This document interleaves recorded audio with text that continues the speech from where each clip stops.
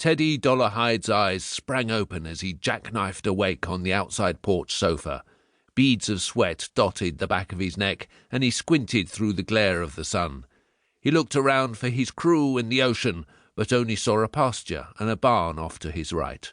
Then he realized that he was safely at home, and it was all a dream, but not just any dream. It was the same dream he had been having for the last 15 years, about being a crew member on a massive Spanish galleon on its way down in a violent hurricane. He could still hear the wind, feel the adrenaline, taste the salt water on his tongue. Maybe one day I'll get used to it, he thought. One day. Shaking the dream off, he went inside to draw the dream, a compulsion he had maintained since they started.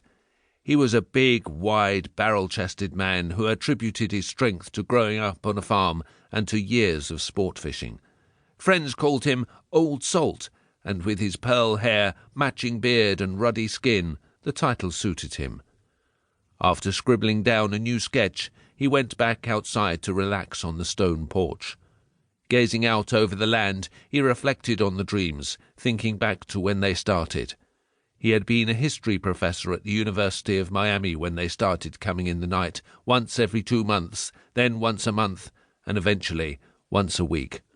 Over the years, he couch-surfed from psychiatrist to psychiatrist and from therapist to unravel the connection between himself and the sailor haunting him, but it didn't help, and the pharmacopoeia and the half-wit they threw at him only turned the dreams into nightmares. Charcoal stained the tips of his fingers from his ongoing drawings of the dream which covered the walls of his home office in Miami. Stacks of books on treasure and Spanish galleons towered to the ceiling and stuffed the interior, but in all the pages of the books he couldn't find anything resembling the ship from his dreams, and he had resigned to it being nothing more than a figment of his unconscious imagination. One day, while drawing, he got a call informing him that a distant uncle had passed and bequeathed him an Italian Mediterranean-style estate named Isabella, that sat only 150 meters off the ocean on over 60 acres in a little town called Lachawachi, Florida. A real estate investor, Red Dollarhide, had bought the rundown mansion years ago at a killer price, with plans to chop up and sell off the land.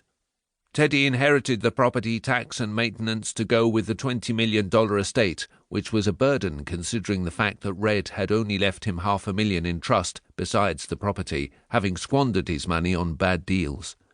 When Teddy and his wife Sarah were given the keys to Isabella, they were certain their plan was simply to sell it off, netting enough to settle the obligations and pocket a nice sum for themselves. But one step through the 10-foot-tall mahogany door changed everything. Netted cobwebs blocked doorways, dust caked the floors, the paint was peeling off the walls, mould blackened the ceilings. Ants scaled the living room walls and furniture hid its neglect under drop-cloths.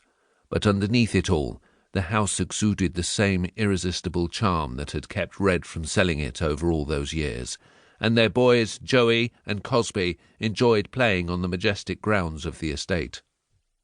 Sarah and Teddy couldn't let go of the house, no matter what it was worth. They spoke about cutting up and selling the land, but even that felt sacred to them. So they kept the estate intact and did their best to make the property tax payments. Teddy made the repairs himself during their vacations there, while Sarah tended the garden, which she loved since she owned a bespoke landscape architecture business in Coconut Grove.